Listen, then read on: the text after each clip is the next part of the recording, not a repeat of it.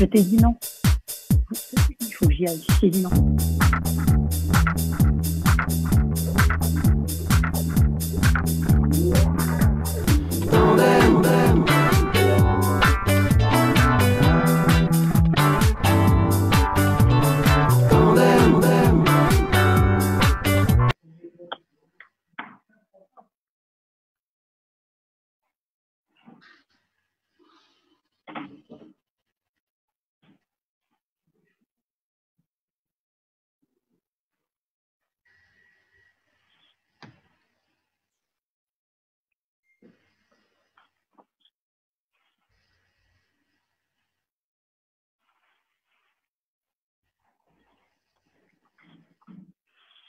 Bonsoir à tous, bonsoir, ravi de vous retrouver ce soir encore pour une nouvelle émission confinée, avec ce soir un invité unique, monsieur Stéphane Ancel. Alors, monsieur Ancel, bonsoir et merci de bien vouloir jouer avec nous ce soir. Bonsoir à tous, bonsoir Galit, et pour une fois qu'on m'appelle unique, alors j'en suis heureux.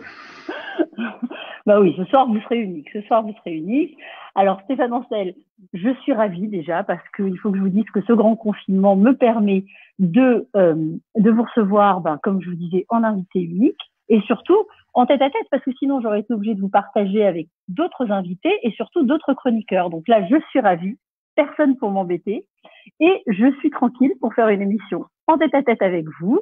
Donc je vous présente rapidement Stéphane Ancel. Vous êtes docteur en histoire des religions, auteur, enseignant, conférencier, poète même. Mais pendant ce grand confinement, celles et ceux qui vous suivent vous ont découvert orateur de talent sur Facebook, où vous nous avez régalé de causeries quasi quotidiennes et dont le succès n'a rien à envier au live de Bob Sinclair ou de Patrick Bruel. Alors, avant de passer à des sujets plus futiles, la question extrêmement sérieuse qui taraude vos milliers de fans, que va-t-il se passer après le 11 mai? Allez-vous continuer vos papotages facebookiens? Ce qui est sûr, c'est qu'il y aura un 12 mai. C'est une réponse très juive. Voilà, il y aura probablement un 12 mai, ce qui veut tout et rien dire en même temps. Pour les causeries, vous m'honorez parce que je suis à peu près ce que vous avez dit. Alors, poète non, rimailleur de temps en temps. Quand ça me vient et c'est vraiment sur Facebook, bon, donc laissons ça et puis les causeries c'est un petit plaisir et un partage. Ça continuera probablement parce qu'effectivement j'ai des milliers et des milliers de personnes qui me demandent et je pense que la déception si j'arrêtais serait à hauteur de celle qui a succédé à la conversion de Sabah Etadzi. Donc je veux pas endeuiller le monde juif et donc je continuerai d'une manière ou d'une autre et peut-être aussi en associant cette fonctionnalité Zoom avec donc des plus petits groupes avec sous une forme peut-être un petit peu différente, mais très probablement qu'il y a des choses à faire et à continuer sur cette voie.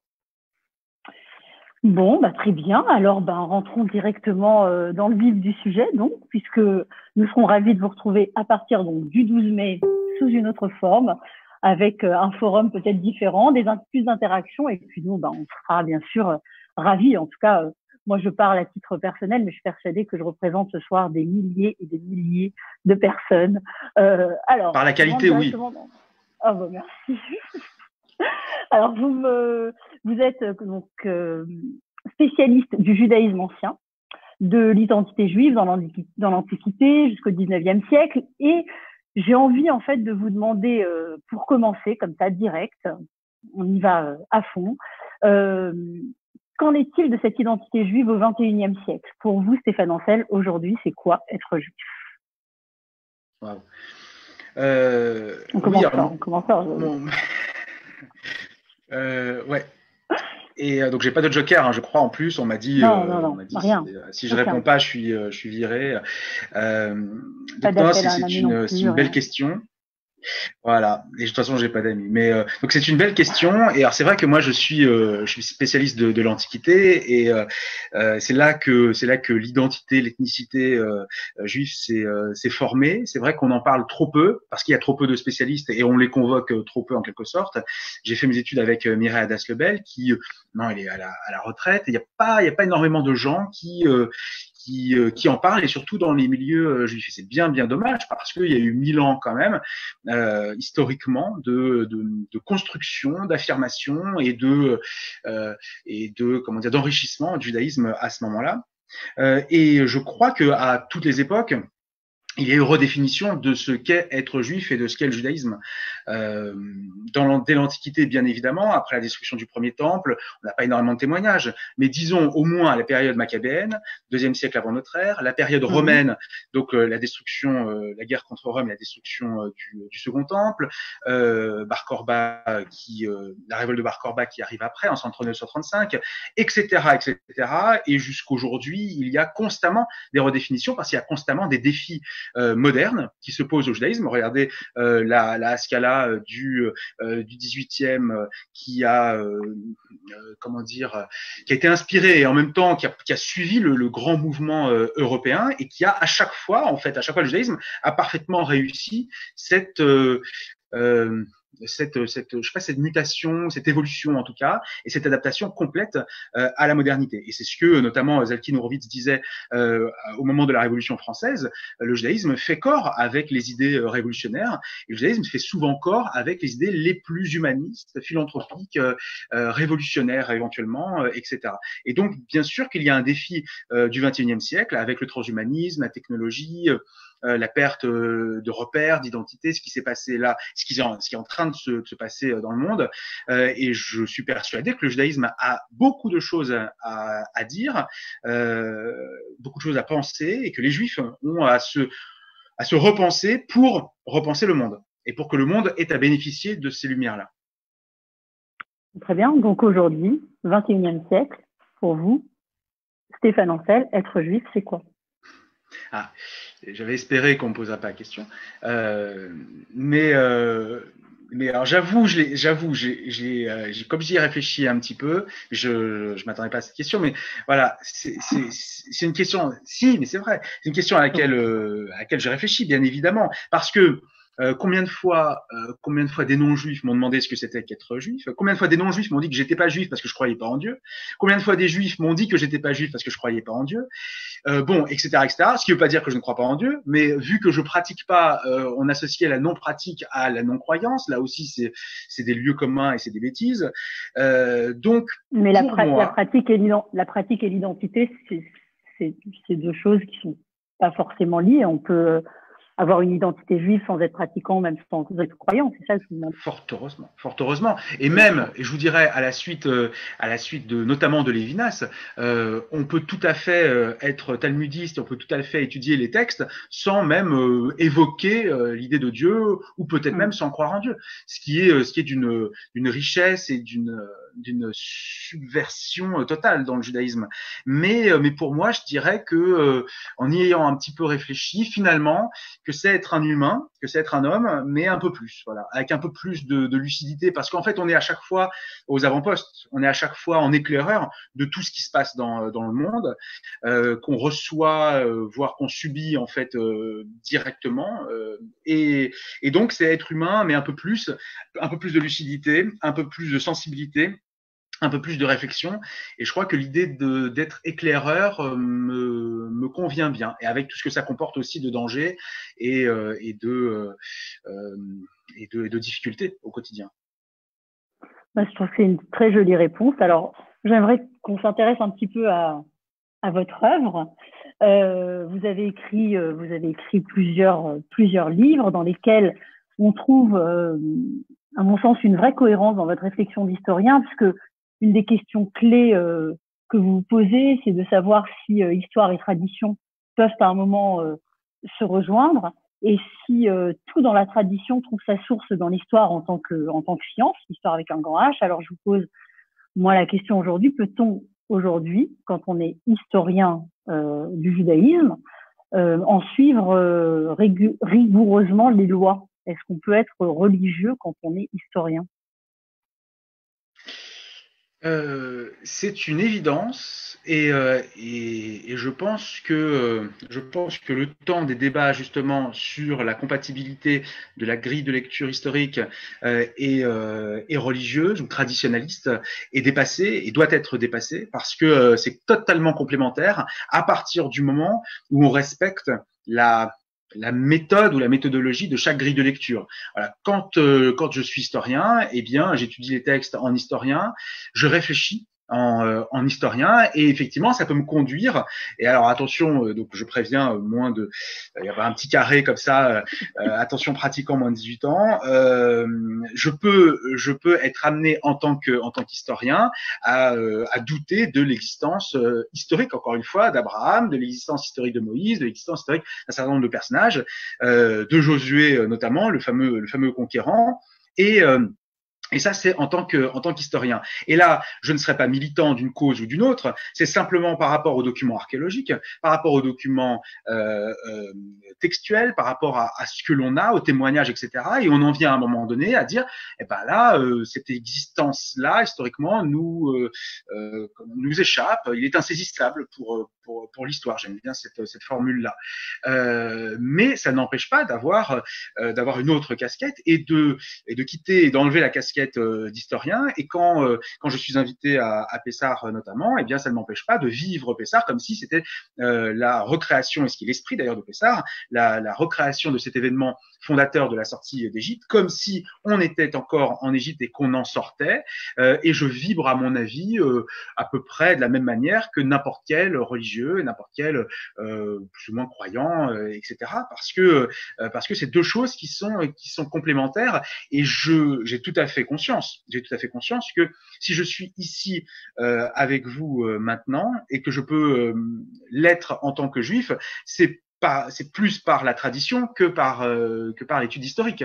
C'est que si on creuse un tout petit peu dans ma famille, on va très rapidement tomber sur des rabbins en Pologne et une chaîne de transmission et de tradition comme ça et qui va remonter à loin et peut-être jusqu'à Moïse.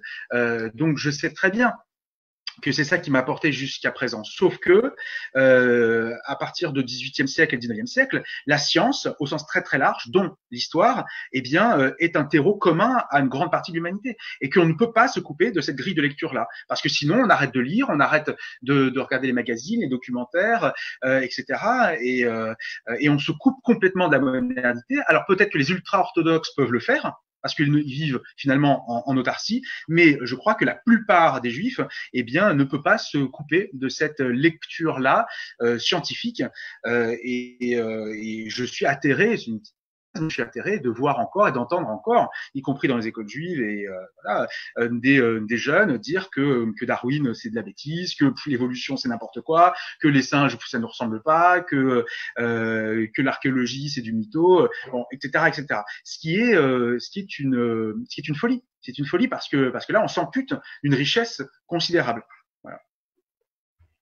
Très bien. Bah, écoutez, justement, j'allais justement vous parler de Darwin par rapport à ce que vous disiez, parce que j'allais justement vous demander, voilà, quand on croit en la théorie de l'évolution, comment croire en Adam et Ève? Ce sont des choses, voilà. Et donc, du coup, comment croire en notre Bible, en notre tradition, en notre Torah? Mais là, on va choquer beaucoup, beaucoup de monde. Mais quand j'étais prof d'histoire géo dans un lycée, dans un collège et lycée juif, en classe de quatrième, j'ai fait une frise chronologique toute bête, et un élève m'a demandé de manière encore très spontanée et très naïve, le premier cours, Monsieur, où est-ce qu'on place Adam et Ève? Bon. Alors il y a plusieurs options. Soit je lui dis tais-toi. Soit je lui dis mais t'as rien compris, soit je lui dis Adam et Ève ça n'a pas existé, soit on se débrouille avec ça et on essaye de faire comprendre que c'est des lectures différentes, ce que Paul Venn, un historien, un romaniste, appelait des programmes de vérité différents, qui ont une cohérence interne à chaque fois. Mais alors ça paraît un peu compliqué. Cela dit, on jongle avec ces contradictions et cette schizophrénie dans plein d'autres domaines. Je prends juste l'exemple de la relation au temps et à l'espace-temps depuis Einstein. Eh ben, on sait très bien que le temps se distord, que c'est l'espace-temps, qu'il n'est pas linéaire, que presque le temps n'existe pas. Pourtant, si j'avais rendez-vous avec vous à 20h, j'étais là à 20h. Bon, voilà, c'est un mécanisme, c'est une gymnastique intellectuelle qu'on doit pouvoir enseigner dès le plus jeune âge. Très bien. Alors là, maintenant, j'aimerais qu'on avance un petit peu et qu'on parle de votre dernier livre sorti en 2019, qui a pour titre L'antisémitisme en question. Dans ce livre, vous posez un regard historique sur ce phénomène que vous analysez à travers les époques et ses différentes expressions. Et moi, j'avais envie que vous nous racontiez un petit peu, d'après vos recherches, à quand remontent les premières manifestations d'antisémitisme et comment est-ce qu'elles s'exprimaient au tout début? Alors, si vous me permettez un mot général sur le livre, alors antisémitisme en question avec un S à question. Là encore, c'est très juif évidemment, et c'est parce que il se présente comme sans question et sans réponse, et sans question qui aborde absolument toutes les facettes de ce système qu'est l'antisémitisme. Et on m'avait demandé, c'était une œuvre un peu de commande, on m'avait demandé de travailler on m'avait proposé, disons, de plancher là-dessus, et j'avais dit très très bien, ça va enfin me permettre de ne plus parler des Juifs, et je vais m'attarder sur les antisémites, parce que il faut le considérer comme un système en soi, comme une grille de lecture en soi, et on sait très bien que les antisémites n'ont pas besoin de Juifs, qu'il y a des pays où il n'y a pas de Juifs et il y a de l'antisémitisme, etc. Et je pense que pour englober ce phénomène qui remonte à extrêmement loin, je vais répondre à votre question, et qui perdure et qui se revitalise au fur et à mesure et qui est présent un peu partout dans le monde, eh bien, il faut aborder ce phénomène de manière un peu impressionniste, avec par petites touches, sous forme de mosaïque, et pour pouvoir lui donner une certaine forme de cohérence, et en montrer les subtilités. Parce qu'il y a autant de formes, je pense, d'antisémitisme qu'il y a probablement d'antisémites, selon les époques, selon les cultures et selon les parcours de chaque individu.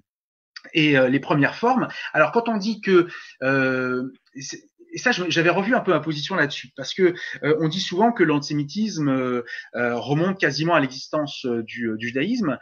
Je voulais au départ, enfin pendant longtemps, j'ai dit non. Ce qu'on peut appeler la judéophobie dans l'Antiquité remonte. Les premières traces, c'est 2e siècle avant notre ère.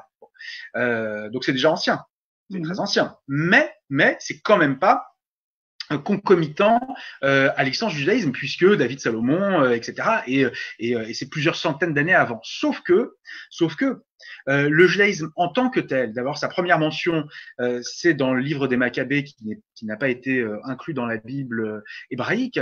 Le livre des Maccabées, pour la première fois, construit le terme judaïsme, judaïsmos, et il le construit en face de la civilisation hellénistique, qui est pour la première fois, dont le terme étant pour la première fois employé. Donc c'est hellénismos face à judaïsmos. Et on est à l'époque maccabéenne, c'est-à-dire 2e siècle avant notre ère.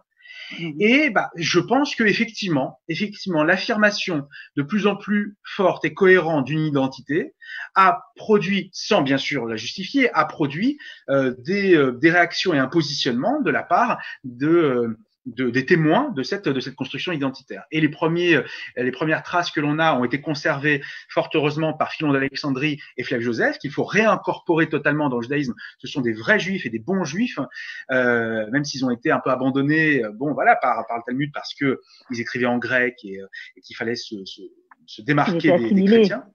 C'était assimilé. Mais ils étaient très loin d'être assimilés, sauf qu'ils écrivaient en grec. Et comme ils utilisaient le grec, et que les chrétiens ont récupéré la Bible traduite en grec et ont récupéré les écrits grecs, les premières générations de rabbins ont voulu trancher et couper et ont rejeté tout ce qui était grec. Donc c'est pour ça qu'on a perdu Philon d'Alexandrie dans le judaïsme, ce qui est dommage, vraiment terrible. Donc il faut absolument les réincorporer. Bon, et Mireille Daslebel, ma prof, a écrit une biographie chez Fayard de Philon d'Alexandrie et de Flavius Joseph pour les réincorporer comme ça dans le judaïsme. Et donc les premières mentions que l'on a contre les juifs, malveillantes, remontent au 2e siècle avant notre ère, chez Appion, Manéthon, qui était un prêtre grec d'Égypte, et on sent, on sent une malveillance. Alors c'est lié à plein de phénomènes.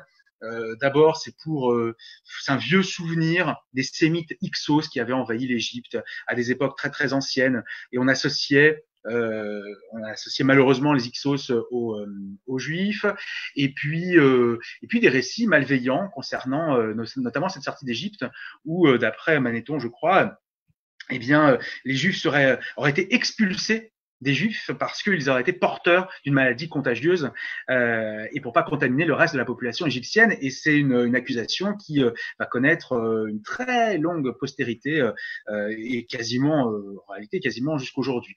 Donc ça, c'est première manifestation littéraire et première manifestation physique. On est dans les premières années, premières décennies de notre ère, toujours en Égypte, dans la ville d'Alexandrie, et pour des raisons éminemment politique et pour soulever la population avec des boucs émissaires. Oui, donc en fait, on parle de boucs émissaires depuis toujours. On ne sait pas pourquoi, mais ce sont les Juifs, les Hébreux à l'époque, enfin voilà, sont des boucs émissaires depuis toujours. Mais du coup, comme vous disiez tout à l'heure que l'antisémitisme, à la limite, n'a pas besoin des Juifs pour exister. Il y en a dans des pays où il n'y a même quasiment pas de Juifs. Donc, inversement, au risque de choquer encore une fois, est-ce que les Juifs pourraient se passer d'antisémitisme? C'est une question, figurez-vous, que j'ai abordée dans le livre parce que j'ai voulu poser toutes les questions, y compris les plus saugrenues, y compris les plus touchy, y compris les plus polémiques, parce que je pense que pour lutter contre l'antisémitisme, il faut pouvoir poser toutes les questions et être armé pour répondre à toutes ces questions-là, y compris encore une fois les plus étranges. Alors d'abord, juste une chose, est-ce que parce que c'est une question importante aussi. Est-ce que l'antisémitisme est partout présent dans le monde, c'est-à-dire est-ce que le judaïsme produit lui-même en quelque sorte son antisémitisme? Est-ce qu'il y a un lien total entre les deux, et est-ce qu'on pourrait avoir des contrées sans antisémitisme? Et la question est difficile parce que il faudrait un pays qui n'aurait pas connu la tradition anti-juive chrétienne, qui n'aurait pas connu la tradition anti-juive musulmane, qui n'aurait pas connu le scientisme et le racisme développé en Europe au XIXe siècle. Et ça, il n'y a pas tellement de contrées dans le monde qui ont échappé et qui échappent à tout ça. Donc, en termes de laboratoire, c'est pas évident. Mais il y a des pays où il y a, je sais pas, c'est le Laos, où il y a quasiment pas d'antisémitisme quand on pose la question, s'il y a des sondages qui sont faits. Bon. Alors, à l'inverse, c'est une bonne question. Incontestablement, depuis l'Antiquité, l'antisémitisme est fédérateur quand même. On nous dit bien, et ça c'est la tradition qui le dit, mais j'espère ne pas trahir la tradition, mais que la destruction du Second Temple vient des querelles au sein du peuple juif. Et d'après Flavius Joseph, eh bien, c'est au moment où les Romains donnent l'assaut au temple que les Juifs se fédèrent contre cet ennemi commun. Et je pense que le regard de l'autre, et pour pas dire l'animosité d'un certain nombre, eh bien, façonne et regroupe et fédère le judaïsme jusqu'aujourd'hui. Mais alors, ce n'est pas constitutif du judaïsme. Des juifs sont revenus au judaïsme par ça. Finkielkraut, Edmond Flegg, Bernard Lazare beaucoup. Voilà, il y a plein de grandes personnalités qui ont même dit eux-mêmes que c'est par l'antisémitisme qu'ils avaient redécouvert leur judaïsme. Alors ça touchera pas certainement les orthodoxes qui s'en foutent qu'on traite de sale juif ou pas sale juif, mais il y a cette dimension-là, le regard de l'autre. Mais après tout, le regard de l'autre me façonne à titre individuel, au quotidien. Je vis aussi du regard des autres, plus ou moins proche, selon qu'il est plus ou moins bienveillant. Et oui, le geste se construit aussi par rapport au regard bienveillant ou malveillant de son entourage, et évolue par rapport à ça. Donc bon, et puisque vous êtes, je crois, en Terre Sainte, on peut se poser la question, s'il n'y avait pas cette menace extérieure, et aussi d'une certaine manière intérieure, qu'est-ce qui adviendrait du peuple juif en Terre Sainte? C'est pas forcément une réponse aussi très simple. Alors en Terre Sainte, pour nous c'est très simple, hein. On est invincible, c'est pas possible. Il ne peut pas y avoir rien ne peut séparer. Et en tout cas ici, hein, c'est ironique, mais c'est un peu la vérité, c'est un peu ce que ressentent ici ce que ressent le peuple, c'est que Israël, voilà, même si dès qu'il y a un ennemi intérieur ou extérieur qui apparaît, ça se soude Oui, mais et du sans ennemis. coup, S'il n'y avait plus d'ennemis du tout. non. Si le pays était en paix, s'il n'y avait pas 3 ans ou 2 ans d'armée, qu'est-ce qui adviendrait entre Jérusalem la noire et Tel Aviv la colorée, l'arc-en-ciel. Ouais. Voilà, la question est vraiment, je trouve, aussi légitime. Oui, c'est vrai. On pourrait. Alors, est-ce que aujourd'hui, dans vos questions sur l'antisémitisme, etc., comment est-ce que vous arrivez, vous, et vous liez ça à l'antisionisme? Est-ce qu'aujourd'hui on peut dissocier les deux, ou est-ce que l'antisionisme, pour vous, c'est la nouvelle manifestation de l'antisémitisme? Oui. Et puis des gens comme Taguieff notamment ont largement défriché, largement ouvert la voie, et des gens très courageux comme ça. Il y a d'innombrables études, et c'est franchement, il faut être soit très très peu cultivé, soit très malveillant, ou les deux, pour considérer que l'un n'a rien à voir avec l'autre. Bien évidemment. En revanche, je pense qu'il peut avoir une forme d'antisionisme, j'allais dire presque de bonne foi, parce que les médias, mais c'est pas pour accuser les médias, c'est que la simplification médiatique fait que c'est très pratique d'associer Israël à l'énorme puissance avec ses soldats, et les Palestiniens à pas grand chose, le camp à ciel ouvert de Gaza, etc.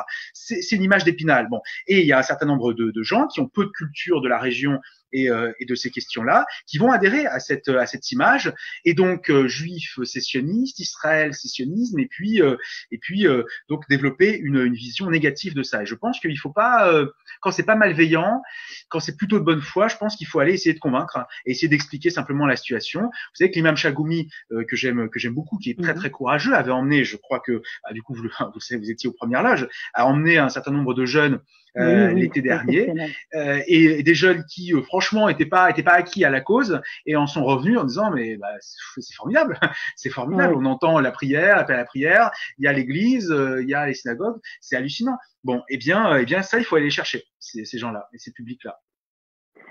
Et du coup, en France, qu'est-ce que vous pensez, vous, de cette loi qui avait été votée il y a quelques mois, presque un an maintenant, où effectivement l'antisionisme était assimilé complètement à l'antisémitisme, et du coup devenait interdit. Enfin, en tout cas, ils avaient été obligés de faire une loi là-dessus.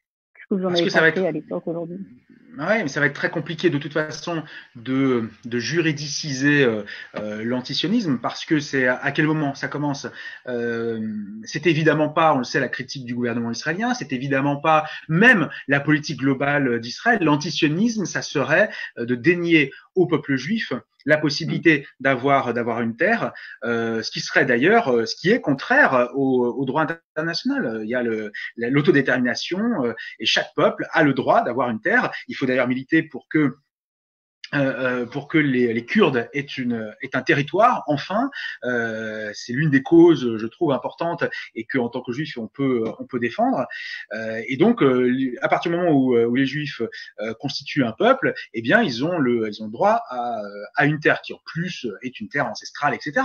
Donc ça, il y a même pas de problème là-dessus. Cela dit, rendre ça condamnable, ça va être très très compliqué. C'est encore une loi, c'est encore comment dire, et puis ça donne des arguments, parce que on va dire que les Juifs ont des lois sur la Shoah, parce que la loi Guesso condamnant le négationnisme est propre finalement à la Shoah, et concerne pas d'autres, notamment le génocide au Rwanda. Que dans ce cas-là, il y aurait aussi une loi sur Israël, et que c'est pas interdit de dire bah non, les Italiens n'ont pas le droit d'être en Italie. Je pense qu'il faut que ça passe par la pédagogie, je pense qu'il faut que ça passe par l'éducation, et on n'a pas tellement le choix là-dessus, à mon sens. Et juste, je précise juste une chose. Il faut voir aussi, faut arrêter parce qu'on fantasme beaucoup en France, on aime se faire peur aussi, et d'après les sondages, grosso modo, vous avez une quinzaine de pourcents de Français qui sont plutôt pro-israéliens, une quinzaine de pourcents de Français qui sont plutôt pro-palestiniens, le reste s'en foutent, mais alors royalement. Ils savent pas où c'est, ils savent pas qui c'est, et franchement, on peut s'entretuer, rien à foutre. Donc franchement, voilà, il faut aussi un peu défantasmer cette question-là. Alors c'est intéressant ce que vous dites parce que quand on écoute les médias, c'est pas du tout l'impression qu'on a parce qu'on a l'impression qu'ils sont obligés, ils se sentent obligés de parler d'Israël à chaque fois. Et effectivement, ce droit à l'indifférence, c'est juste extraordinaire. C'est-à-dire que voilà, moi j'aimerais bien que dans les médias français, ils oublient un petit peu de temps en temps les Juifs, l'Israël, voilà.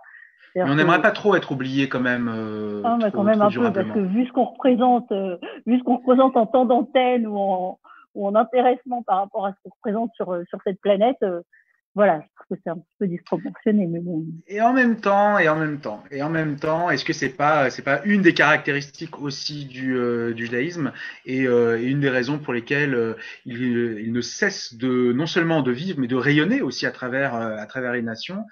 Et c'est le grand Léon Poliakov, grand spécialiste de l'antisémitisme, qui avait cette phrase un peu dubitative. Il disait il y aurait un défi juif qui exclurait l'indifférence. Et je pense que le jour où on est indifférent aux nations, alors on pourra se poser des questions sur notre richesse et notre capacité à porter un message. Bon, bah, je pense qu'on a encore de beaux jours devant nous, donc c'est pas pour demain. Alors, j'aimerais clore ce chapitre sur l'antisémitisme et avancer avec vous, parce que dans votre prochain livre, du coup, vous faites un grand écart immense. Vous vous intéressez à un véritable phénomène de société en France. Vous décortiquez le système Cyril Hanouna. Donc, qu'est-ce qui a fait... On reste entre juifs, cela dit. Ah bah voilà, de toute façon. Mais qu'est-ce qui a fait que vous, Stéphane Ancel, vous alliez vous intéresser à ce phénomène qu'est Cyril Hanouna? Parce que j'ai envie de vendre des livres, parce que j'ai envie d'être un auteur à succès, j'ai envie de champagne et de caviar, et qu'à un moment donné, avec mes sujets comme Josué et comme même l'antisémitisme, c'est pas assez porteur. Donc là, je veux faire un grand coup et pourquoi pas finir chez Hanouna en tant que chroniqueur. Et ça sera un peu, à mon avis, ma consécration. Et ma mère sera très fière à ce moment-là. Oui, et puis peut-être qu'il vous teindra les cheveux en bleu, en rose, le temps d'une émission, pourquoi pas. Mais pour le succès, il faut savoir. Non, mais à un moment donné, c'est bon. J'ai eu ma période maudite jusqu'à 40 et quelques années. Maintenant, j'ai envie de prendre ma retraite à ce niveau-là. Mais oui, alors c'est un phénomène. Bon, pas non plus. C'est pas la préoccupation principale des Français, mais c'est un phénomène médiatique. Ça, c'est sûr. Il est incontournable médiatiquement. Et ces émissions traduisent ce qu'est à un moment donné à la fois les réseaux sociaux, la technologie, la télévision, le rapport à tout ça, notamment des jeunes. Et donc, c'est en pur. Alors là, parce que je donne depuis quelques années des cours de sémiologie. Alors, c'est un peu de décryptage de la société, des signaux, comment interpréter tel ou tel phénomène, etc. Et donc, j'ai appris ça un petit peu, disons, sur le terrain. En lisant aussi les classiques. Et c'est vrai qu'Hanouna m'est apparu comme un beau sujet, un beau terrain qui en plus est vierge, puisqu'il y a quasiment pas d'études, voire aucune étude sur ces émissions, donc de décryptage, vraiment. Lui, je m'en fous. Enfin, il n'est pas méchant à mon avis, c'est pas ça. Et c'est vraiment comment ça fonctionne et qu'est-ce que ça dit à un moment donné justement de la société. Et donc j'ai voulu me pencher là-dessus, puis ça c'est assez marrant et ça a permis aussi, c'était assez rédempteur chez moi puisque j'avais été, je dois bien vous l'avouer maintenant, voilà, on est entre nous, et bien j'ai regardé et j'ai été un téléspectateur pendant un certain temps des émissions de Hanouna, mais oui, mais j'ai le droit au pardon, j'ai le droit à une seconde chance, et que d'écrire ce livre l'été dernier, eh bien ça m'a guéri et depuis je n'y suis pas retourné, et donc ça va faire presque un an. Je suis assez fier. Donc vous êtes complètement maintenant sevré de Cyril Hanouna. Et ouais. Alors, ce livre, il sort quand?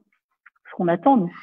Alors figurez-vous que c'est certainement plus facile d'écrire un livre de critique ou de contestation de Macron, de critique ou de contestation de Zuckerberg, de critique ou de contestation ou même de, je sais pas, d'apologie de Goebbels, plutôt que d'écrire un bouquin sur Hanouna. Et les maisons d'édition ont été étrangement très très très frileuses avec des C'est vrai? arguments que je vous mais bien sûr, avec des arguments comme ça que je vous livre, ça a pu être, bon d'abord, non, parce que Bolloré est derrière et que Bolloré a aussi des filiales dans l'édition et donc niette, ou alors on ne peut pas avoir dans notre catalogue un titre sur Hanouna parce que ça risque de nous décrédibiliser.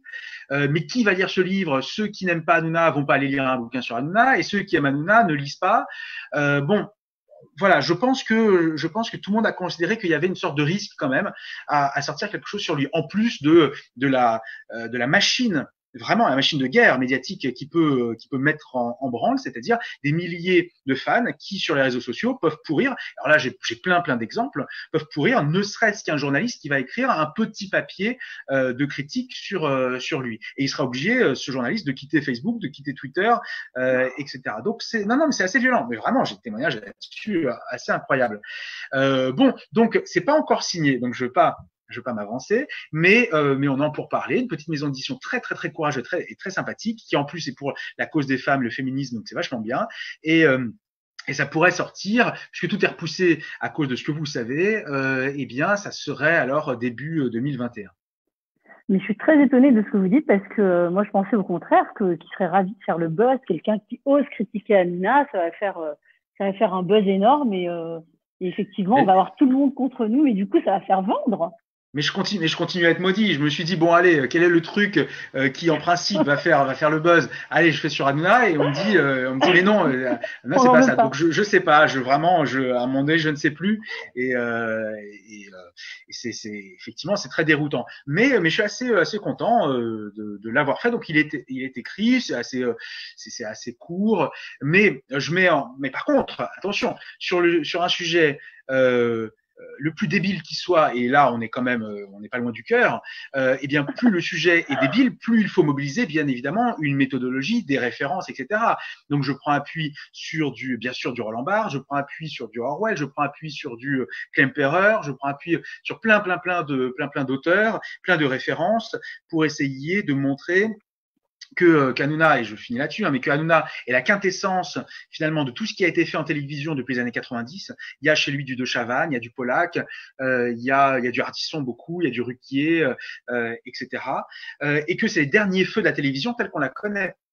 C'est la dernière fois qu'il y a une émission en direct comme ça, c'est la dernière fois qu'il y a autant d'argent pour un animateur, qu'il a autant de liberté, et que après ça va se transformer, qu'il y aura autre chose. Et la télévision meurt, mais bon parce qu'elle évolue et puis que les réseaux sociaux là-dessus l'ont évidemment l'ont fait périr au fur et à mesure, et il utilise, il porte loin cette évolution et il utilise là ce qui est de plus contemporain, c'est-à-dire les réseaux sociaux et c'est-à-dire l'énorme financement dû à Bolloré qui quand même qui lui accorde carte blanche. Il a une chaîne quasiment entière pour lui tout seul, ce qui n'était Ouais. jamais arrivé et ce qui n'arrivera jamais plus, à mon sens. Et d'ailleurs, cette période de grand confinement, on va peut-être même accélérer ce phénomène de mort parce qu'on s'est rendu compte qu'il faisait, ben voilà, tout le monde, puisqu'il ne pouvait plus enregistrer d'émissions ni en faire en direct, il faisait ça chacun de chez soi, que ce soit Arthur, que ce soit Cyril Hanouna lui-même. Donc du coup, ça va peut-être aussi encore même accélérer cette mort de la Et, télévision, comme vous dites. et on se rend compte, oui, on se rend compte là, c'est vrai, et on se rend compte de la pauvreté de la télévision Mm.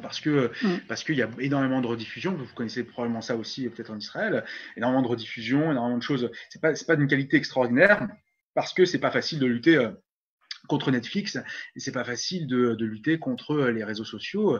Donc la télévision, même dans ce moment-là qui était privilégié où des millions de personnes qui ne nous regardaient pas pouvaient à nouveau revenir sur la télévision, eh bien on nous propose pas une richesse Mm. incroyable. Et j'ai revu pour la 18 millième fois la 7e compagnie, ce qui est quand même un signe de décadence. Hein. Oui, mais on a eu aussi droit à l'aventure, c'est l'aventure, le sauvage. On a eu droit à plein d'extraordinaires films comme ça, de grands vieux films qui leur ont coûté 0. Donc, ils étaient tout contents de les diffuser et nous contents de les voir pendant cette période. Heureusement qu'il y a le passé alors. Et je suis bien content d'être historien. Ah bah oui, moi je suis une nostalgique de toute façon. Alors, figurez-vous qu'en préparant cette émission, j'ai découvert, parce que j'ai mes sources, que vous auriez aimé être soumis au questionnaire de Proust. Alors, je vous propose, pour terminer, la version Bernard Pivot dans Bouillon de Culture. D'abord, est-ce que vous êtes d'accord? Oui, mais c'est la consécration. Moi, je regardais, Ah, quand je regardais ça, voilà, Pivot voilà, qui mettait plein feu sur un personnage. Même Ardisson avait fait ça aussi, hein, d'une certaine manière, avec ses invités. Je disais, qu'est-ce que j'aurais répondu, etc. Qu'est-ce que ça doit être bien à un moment faisait le donné. portrait chinois. Faisait le portrait chinois. Oui, c'est ça. Ouais. Et qu'est-ce que ça doit être bien à un moment donné, comme ça, voilà, de répondre. Et en fait, je me rends compte de la vanité, bien sûr, de la démarche, et vous mettez face à mon extraordinaire vanité. Mais voilà. Donc, je l'assume pendant 10 minutes, je veux bien. Oui, bien, c'est parfait. Donc, je vais gonfler un petit peu votre ego. Donc, imaginez-nous donc sur des fauteuils. Je ne ressemble que très peu à Bernard Pivot, mais je serai assise, les jambes croisées, un livre entre les mains. Vous y gagnez. Et je vous demanderai, premièrement, votre mot préféré. Alors, je précise, ça n'a absolument pas été préparé. Non, mais. Non, mais voilà. Du tout. Bon. Comme Ardisson d'ailleurs, hein, quand il soumettait ses questionnaires à ses invités, il ne préparait rien du tout. Tout était très spontané. Donc, pardon, j'ai pas entendu le mot préféré. Eh ben, c'est nuage, parce que ça sonne bien et parce que j'y suis souvent. Le mot que vous détestez? Contrainte. Ça sonne mal et puis je m'y fais très mal. Non, oui, c'est pas beau. C'est pas joli comme mot, ça. Votre drogue favorite?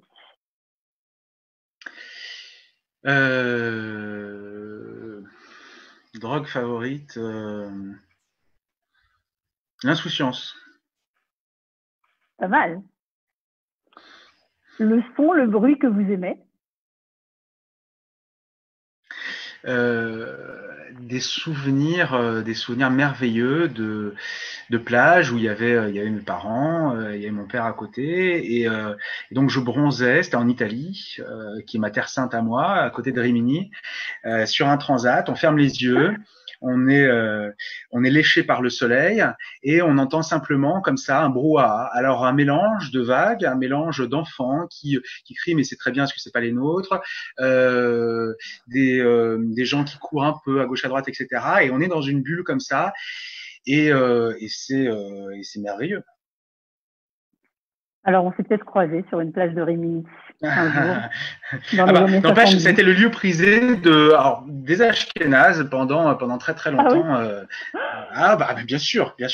Alors, Milano Maritima. Bon. Alors le son, le bruit que vous détestez? Ah, les motards. Alors je parle pas des Harley. Harley c'est spécial, c'est pas une moto. Mais non. Mais les motards qui ont une nuisance. Et un ratio nuisance personne et comment dire nuisance collective extraordinaire. Avec une moto en ville, vous emmerdez des milliers de personnes à vous tout seul. C'est quand même hallucinant. Ah ouais, ça, je pourrais tuer pour ça. À ce point-là, bon, ok. Votre gros mot ou blasphème favori?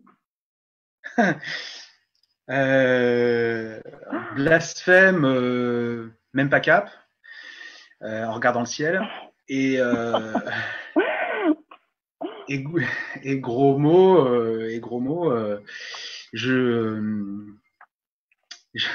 non mais on va pas dire des gros mots ce soir quand même. Vous pouvez en flash, mais vous savez, ici on est en Israël.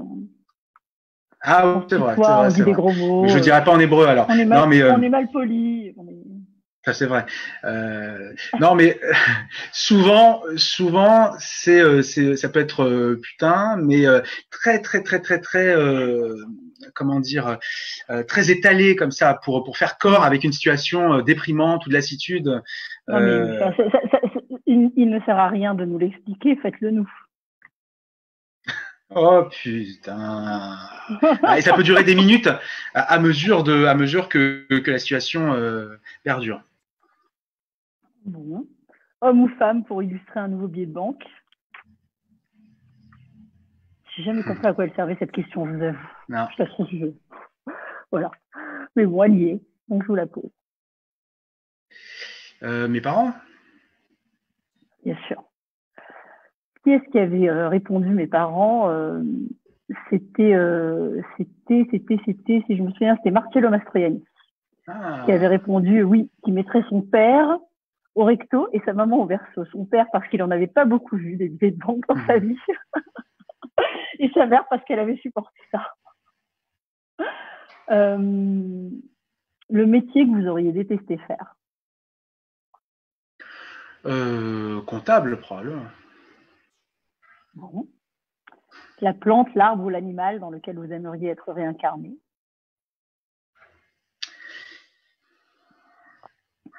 Il y aurait le tarsier, c'est un tout petit singe qui est adorable avec un tarsier. Mais oui, mais voilà, faut préparer un peu le truc. Le niveau est là quand même. Donc à un moment donné, c'est un tout petit, c'est le plus petit singe au monde, avec des yeux qui font la taille de la moitié du corps, mais ils sont très fragiles. Ils sont évidemment en voie de disparition, donc ce serait pas très drôle pour moi. Non, plutôt un paresseux. Je crois pas qu'il soit en voie d'extinction.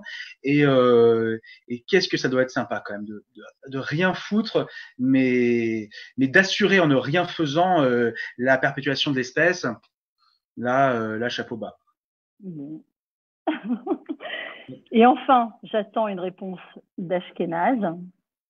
Si Dieu existe, qu'aimeriez-vous après votre mort l'entendre vous dire? Il y a plein de réponses possibles, ça qui est terrible. Pour en faire plusieurs. Première spontanément. La première spontanément, c'est. Je suis désolé, je sais que c'était pas si simple. Bon, voilà. Et à quoi je lui répondrais, mais tu sais, je sais que c'était pas simple pour toi non plus. Voilà. J'allais vous poser la question. Ça, c'est à peu près Ashkenaz. Ou sinon, bon, non, mais après, voilà, il pourrait me dire, ah bah, tu vois finalement que j'avais raison. Bon. Voilà. Mais un dialogue, oui, bien sûr, un dialogue. Je pense qu'on s'en voudrait pas. C'est pas si simple. D'accord. Vous pensez qu'il vous en voudrait pas de ne pas avoir cru en lui? Et moi que je lui en voudrais pas non plus. Et d'entre lui et moi, je sais pas qui, si on se regardait, qui baisserait les yeux en premier, de pudeur et de regret. C'est très très joli ce que vous venez de dire. Donc, je vais conclure. Ah, mais pleurez pas, parce que là, c'est vraiment. Non. Je vais conclure. Merci Stéphane Ancel, merci de nous avoir accordé ce moment. J'espère que ceux qui nous ont regardés ce soir ou que ceux qui nous regarderont après, plus tard, auront pris ou prendront autant de plaisir. Ah, parce que c'était regardé. Moi. C'est diffusé. Comment? Parce que c'est diffusé en plus. Diffusé? Ah non, je pensais que. Ah non, mais je pensais que c'était une conversation privée. Non, mais il faut me prévenir. Enfin. Ah ouais, non mais c'est très bien, c'est très bien. Mais vous allez voir, on va être. Non, vous allez voir, vous allez exploser les compteurs. Ça va être, vous allez avoir un déchaînement de messages en privé. Vous allez plus savoir quoi faire. Encore. Les éditeurs vont vous contacter en vous disant mais on veut ton prochain bouquin. Oh putain. Ouais, vous allez plus savoir où. Voilà, vous allez voir ce que Tandem fait. Et d'ailleurs, j'ai une remarque ici de Michael Wolf. Donc, qui dit que maintenant que vous avez arrêté et que vous êtes sevré de Cyril Hanouna, ce serait peut-être bien de commencer à regarder Tandem. Ah ben évidemment. Voilà. Et je recommande et je le ferai doctement. Vous n'en raterez plus une seule. Donc, j'espère que tous ceux qui auront regardé cette émission, qui la regarderont, prendront autant de plaisir que moi, j'ai pris à partager ce moment avec vous. Et puis, j'espère que quand vous passerez par là, alors, déjà, le prochain Hanouna, vous nous faites signe, vous venez nous en parler. Mais surtout que si un jour vous passez par là, par notre petite Terre Sainte, eh bien, vous nous ferez l'honneur d'une visite en chair et en os sur notre plateau. Je viendrai avec mon âne. Voilà. Et là, on saura. Voilà, c'est ça. Très bien. Stéphane Ancel, merci beaucoup pour ce moment. Je vous souhaite, merci, ça a été un honneur. Et à très bientôt. J'espère. Au revoir tout le monde et je pense que c'est une des dernières qu'on fait par Zoom et confiné, que très très très vite on va se retrouver en studio avec tous nos chroniqueurs et pour plein de belles émissions. Je vous souhaite une très très bonne soirée et je vous dis à très bientôt. Au revoir tout le monde.